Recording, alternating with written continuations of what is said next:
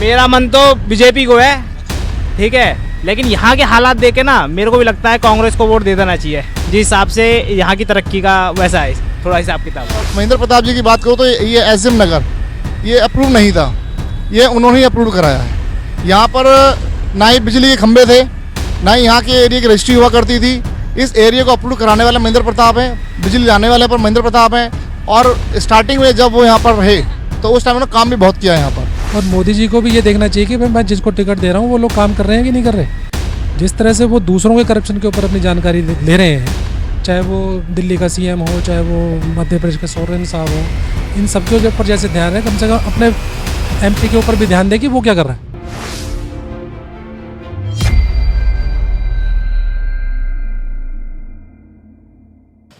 गांव के बाद अब हम शहरी इलाके में आ गए हैं। ठीक मेरे पीछे आप देख पा रहे हैं सरदार पटेल की एक यहाँ पर प्रतिमा है। पटेल चौक नाम से ये जगह है, नाइटी फरीदाबाद का ये इलाका है। क्या नाम हुआ सर आपका? राजकुमार गुप्ता। गुप्ता जी मुझे ये बताएं, क्योंकि अब चुनाव चल रहा है, ठीक है, चुनाव को लेकर हम सब लोगों से पूछ रहे हैं कि एक तरफ महेंद्र प्रताप हैं कांग्रेस से, दूसरी तरफ कृष्णपाल गुर्जर बीजेपी से। क्या लगता है किस तरफ बह रही है जनता, किस तरफ हवा चल रही है? देखिए, जनता बह तो बीजेपी की तरफ ही रही है ऑलमोस्ट। अगर मैं एसएम नगर की बात करूं तो इधर जो सारा चलन है वो बीजेपी की तरफ है। और मेरा मानना ये है कि एक बार ऑपोजिशन पार्टी को भी एक बार चांस देके देखना चाहिए, क्योंकि सिर्फ खाली अंधभक्त बनने से तो अगर फ़ायदा नहीं है। माना देखो, कृष्णपाल गुर्जर जी अपनी जगह हैं, मोदी जी अपनी जगह हैं। जो काम मोदी जी कर रहे हैं जरूर नहीं कि वो जो बोल रहे हैं उनके इंस्ट्रक्शन दिए गए नीचे तक पूरे फॉलो होते हों। ऊपर से लेके नीचे तक जितनी चेन है ना, बीच में अगर मैं एमएलए से ऊपर की बात करूं और प्रधानमंत्री से नीचे की बात करूं, सारी गड़बड़ तो यहाँ हो जाती है। प्रधानमंत्री ने कुछ एक डिसीजन निकाला कि ये काम होना चाहिए, नीचे तक आते आते वो काम होते नहीं है, सारा धंधलेबाजी चलती है। तो मेरा मानना है एक बार अपोजिशन पार्टी को दूसरे को चांस दे के देखना चाहिए। बहुत टाइम हो गया। महेंद्र प्रताप जी की बात करो तो ये एसएम नगर ये अप्रूव नहीं था, ये उन्होंने ही अप्रूव कराया है। यहाँ पर ना ही बिजली के खंभे थे, ना ही यहाँ के एरिया की रजिस्ट्री हुआ करती थी। इस एरिया को अप्रूव कराने वाले महेंद्र प्रताप हैं, बिजली लाने वाले पर महेंद्र प्रताप हैं। और स्टार्टिंग में जब वो यहाँ पर रहे तो उस टाइम उन्होंने काम भी बहुत किया है यहाँ पर। फिर कांग्रेस के साथ में बदलते रहे नेता, अब बीजेपी की लहर चल रही है तो एक ही तरफ सब भाग रहे हैं, बीजेपी बीजेपी बीजेपी।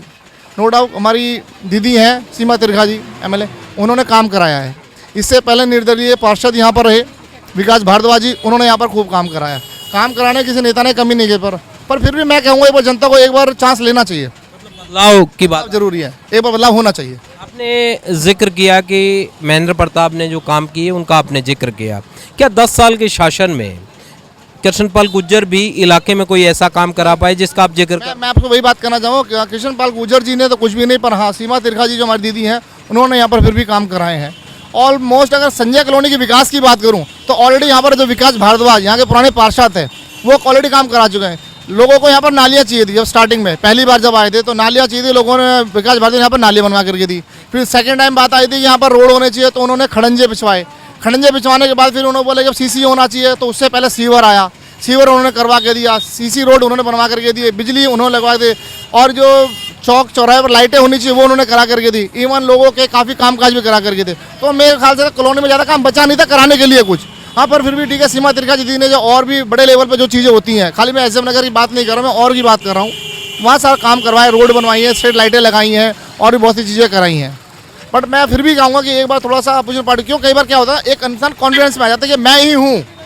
अभी कुछ टाइम पहले एक न्यूज़ आई थी और कृष्णपाल गुर्जर ने स्ट्रिक्टली क्लियर ये बोल दिया था, मैं ही हूँ, मैं ही रहूँगा, कल भी था, आज भी और आगे भी रहूँगा। ये ओवर कॉन्फिडेंस है। देखिए, आप जनता के लिए हैं, आप जनता के बारे में नहीं सोचेंगे, जनता के काम को नहीं कराएंगे तो जरूरी नहीं कि आप रहोगे। जनता अगर सही डिसीजन, जनता अगर देखो अंधभक्त ना बने, जिसने काम किया था, जिसने काम किया है या जो काम करेगा, आप अपनी सोच समझ से उसको वोट डालिए, उसका एनालिसिस करें। बिल्कुल, अब पूरा एनालाइज करें फिर वोट दे। खाली अंधभक्त की तरह वोट, मैं नहीं कहता कि कांग्रेस को डालें, मैं नहीं कहता बीजेपी को डालें। आप अपना एनालाइज करें और देखिए कौन काम कर चुका है, क्या काम रह गया करने के लिए, या कौन काम और कर सकते हैं, वो देखकर काम करिए। काम के आधार पर वोट डालें, नाम पर वोट ना डालें। Thank you. हाँ जी सिंह साहब, क्या नाम है सिंह साहब आपका? गुरमेल सिंह। गुरमेल जी, मैं चुनाव को लेकर लोगों से बात कर रहा हूँ कि अब चुनाव है, एक तरफ महेंद्र प्रताप हैं कांग्रेस से, दूसरी तरफ कृष्णपाल गुर्जर हैं बीजेपी से। जनता क्या सोच रही है? वोटर को बनाना है, क्योंकि आप जब वोट डालेंगे जभी तो सांसद बनेगा और सांसद फिर प्रधानमंत्री बनाएंगे, तो वो वोटर जो है उसके मन की क्या बात? सर वोटर तो यही सोचता है काम होना चाहिए, ठीक है जी। और फ़िलहाल तो कोई ऐसा काम यहाँ दिख नहीं रहा। तो एसडीएम नगर में कई समस्याएं हैं, तो बाकी महेंद्र प्रताप जी का तो काम पहले सही हुआ था, तो उनसे उम्मीदें हैं थोड़ी। बाकी कृष्णपाल जी से तो कोई उम्मीद है नहीं हमें। 10 साल में क्या, क्योंकि लगातार 2 योजना से वो सांसद हैं, तो 10 साल में क्या कुछ कामकाज नहीं करा पाए इलाके में? नहीं, इतना कुछ खास नहीं हुआ जो दिखे, है ना, जो ग्राउंड लेवल पे दिखे उस हिसाब का काम नहीं हुआ है। एसडीएम नगर में ऐसी क्या दिक्कत है या फिर मुद्दा है जिसको आप चाहते हैं कि नया जो भी सांसद बने वो कम से कम इस बारे में तो विचार करे, ताकि एसडीएम नगर के जो लोग हैं वो कहीं ना कहीं उनको राहत मिल सके? तो पानी की एक समस्या है यहाँ पर, ठीक है जी, और दूसरी यहाँ सिक्योरिटी की भी बहुत समस्या है। हाँ जी, लॉ एंड ऑर्डर। हाँ, लॉ एंड ऑर्डर को लेके काफ़ी वो है, क्योंकि जो इस साइड का एरिया है आपका, जो सी ब्लॉक वगैरह का, इस साइड ये ज़्यादा दिक्कत है यहाँ पर। ये दोनों जो मुद्दे आपने बताए ये तो स्टेट से रिलेटेड हैं, स्टेट गवर्नमेंट करेगी कि लॉ एंड ऑर्डर भी उन्हीं के हैंड में आता है, और दूसरा जो पानी को लेकर है वो भी पब्लिक हेल्थ का डिपार्टमेंट है, तो बट नेचुरल है वही कर। और कुछ आपको सांसद से कोई उम्मीद हो, हमारा सांसद जब कोई बने तो कम से कम इलाके में इस तरह का काम कराए वो? देखो, एक तो स्वच्छता का बहुत ज़रूरी है। ये अभी जितना आपको दिख रहा है, अभी यहाँ पर पहले यहाँ कूड़े के ढेर लगे होते थे, ये अभी जब इलेक्शन पास आए तब ये सारा कुछ थोड़ा सुधार हुआ है। तो इस चीज़ को पहल देनी चाहिए, स्वच्छता को पहल देनी चाहिए। उसके इलेक्शन में कामकाज ना करें, उससे पहले भी करें। उससे पहले भी, और जो रोडों की जो हालत है उसके ऊपर भी ध्यान दिया जाए, इंफ्रास्ट्रक्चर बेहतर। हाँ बिल्कुल जी, बिल्कुल। बाकी हेल्थ सेक्टर में, एजुकेशन सेक्टर का क्या हाल है यहाँ पर? एजुकेशन ठीक है इधर फ़िलहाल, एजुकेशन का ठीक है। हॉस्पिटल्स वगैरह? हाँ वो भी ठीक है, उससे कोई ऐसा इशू नहीं है। हाँ जी, ठीक है। और कुछ लोगों से बात करेंगे, आगे बढ़ेंगे। हाँ जी, क्या नाम है सर आपका? मेरा नाम शंभू है। शंभू जी, अब चुनाव चल रहा है, ठीक है, एक तरफ महेंद्र प्रताप, एक तरफ कृष्णपाल गुर्जर, एक कांग्रेस, एक बीजेपी, क्या लगता है अब की बार किसका पलड़ा भारी है? इस बार लग रहा है बीजेपी का पलड़ा भारी है। क्या कारण है उसके पीछे? हम्म? उसके पीछे क्या कारण है? मजबूती का क्या कारण? मजबूती का ये कारण है, काम कर रहा है वो, तो इसलिए भारी है। तो कृष्णपाल, क्योंकि आपके यहाँ पर 10 साल से सांसद हैं, क्या उन्होंने ऐसा कुछ काम किया है जो आप पब्लिक को बताना चाहें? क्योंकि अभी मेरे को 2 सज्जन मिले, उन्होंने कहा कि बतौर सांसद उन्होंने काम नहीं कराए, तो आप अपनी तरफ से बता पाएँ 5 काम उनके? 5 काम में ये है जी, रोड बना दिया है, नाली सीवर सब कुछ कंप्लीट है। नाली सीवर तो छोटे लेवल के काम हैं, पार्षद होगा वो भी करता होगा, विधायक होगा वो कराता होगा। सांसद के लेवल के कोई काम कृष्णपाल गुर्जर ने किए हों जो आपको पता हो कि ये कृष्णपाल गुर्जर ने किया? देखो जी, मोटा काम तो कुछ नहीं है, बेरोजगारी ज़्यादा है ही, या बीजेपी हो या कांग्रेस, बेरोजगारी ख़त्म नहीं हो रहा है, महंगाई बढ़ रही है, जनता त्राही हो रहा है। तो फिर शंभू जी कहना क्या चाहते हैं? महंगाई आप कह रहे हो बढ़ गई, बेरोजगारी हो गई, तो फिर काम कैसे हुए? ये तो बाकायदा नालायकी है कि सरकार अगर महंगाई को कम ना कर पाए, लोगों को रोजगार ना दे पाए, तो सरकार की नाकामी है ये तो। ये है जी, भेड़ चाल है, लोग मोदी को समझ के वोट दे रहा है, काम हो नहीं रहा है, समझ गए ना, और कुछ नहीं है, भेड़ चाल है। चुनाव जो है आपके पास वो वक्त होता है, यदि कोई पसंद नहीं होता तो उसको बदल देते हैं, ठीक है, तो अब फिर क्या करेंगे? इस बार बदले जाएंगे और क्या होगा। अच्छा, बदलाव करेंगे। हाँ हाँ, ऑप्शन के तौर पर, क्योंकि आपके पास महेंद्र प्रताप हैं कांग्रेस के, तो क्या पब्लिक उनके बारे में सोचेगी? उन्हीं के बारे में सोचेंगे इस बार, महेंद्र प्रताप के बारे में। ठीक है, चलिए आगे बढ़ते हैं और पूछते हैं, उधर देखते हैं कुछ लोग। क्या नाम बताया आपने? संजीव कौशिक। संजीव जी, मैं चुनाव को लेकर लोगों से चर्चा कर रहा हूँ, क्योंकि लोकसभा का चुनाव चल रहा है। एक तरफ महेंद्र प्रताप हैं कांग्रेस के उम्मीदवार, दूसरी तरफ कृष्णपाल गुर्जर हैं बीजेपी के उम्मीदवार। पब्लिक को क्या लग रहा है कि अब की बार किसके बारे में सोचा जाए? देखो जी, इस बारे में अभी तक भी कुछ कहना बहुत मुश्किल काम है। जैसे जैसे चुनाव नज़दीक आएगा उसके हिसाब से थोड़ा सा पता चलेगा कि किसको वोट देना है। बाकी अगर मेरी अपनी खुद की राय वो ये है कि हमने बीजेपी को पिछली बार जिताया, उन्होंने काम नहीं किया, ना उन्होंने इस तरफ झांका, ना उन्होंने काम किया। दूसरी बात, कांग्रेस की बात करते हैं तो कांग्रेस में भी मतलब वोट देने का मज़ा नहीं है। तो इस वजह से अभी थोड़ा सा मैं अपनी राय देना चाह रहा हूँ कि मैंने अभी कोई विचार नहीं बनाया कि किसको वोट दिया जाए। ऐसी स्थिति में वोटर क्या करेगा?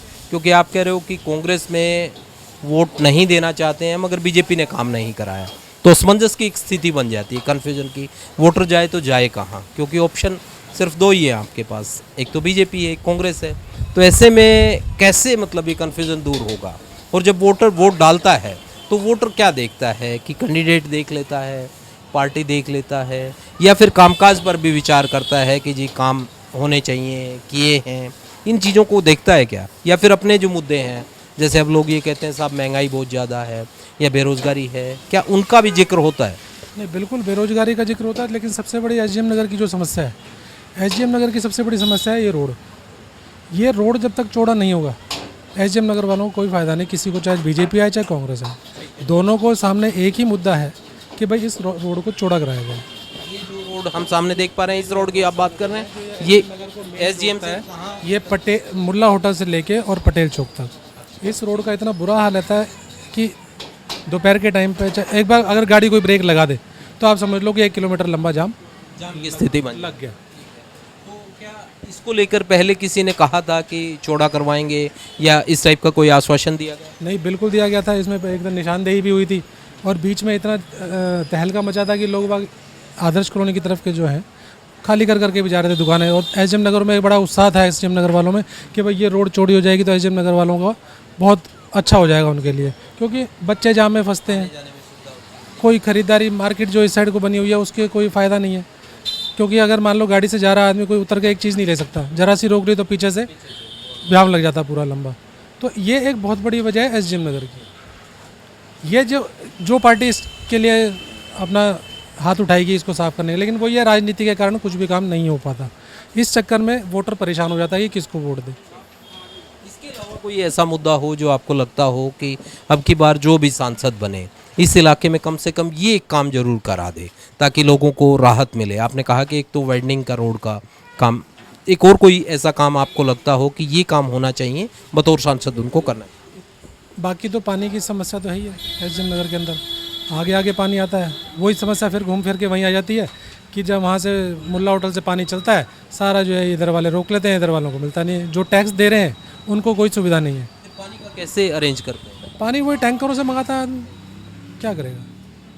लेकिन ये है कि हमारे यहाँ का जो पार्षद है विकास भारद्वाज बहुत अच्छा है, वो सबकी सुविधाओं का ख्याल रखता है। तो कहानी फिर घूम फिर के वहीं आती है कि जहाँ विकास जाएगा वहाँ जाना पड़ेगा। कुछ पार्टियां जिस तरीके से बीजेपी वाले कहते हैं साहब कि 400 पार का नारा हमने दे दिया है, लीडर हमारे पास बहुत बड़े हैं, चेहरा मोदी हैं, तो फिर वैसे में स्थिति वो कहते हैं कि पब्लिक जो है मोदी को देखकर वोट डाल देती है, कैंडिडेट को नहीं देखती है, कैंडिडेट के कामकाज के बारे में भी विचार नहीं करती है। क्या ऐसा है या फिर कामकाज के बारे में विचार होता है? देखो जी, कामकाज के बारे में विचार होता है, लेकिन मोदी जी एक ऐसा चेहरा है जिन्होंने इस देश को आगे बढ़ाया, इस चीज़ को भी हम नकार नहीं सकते।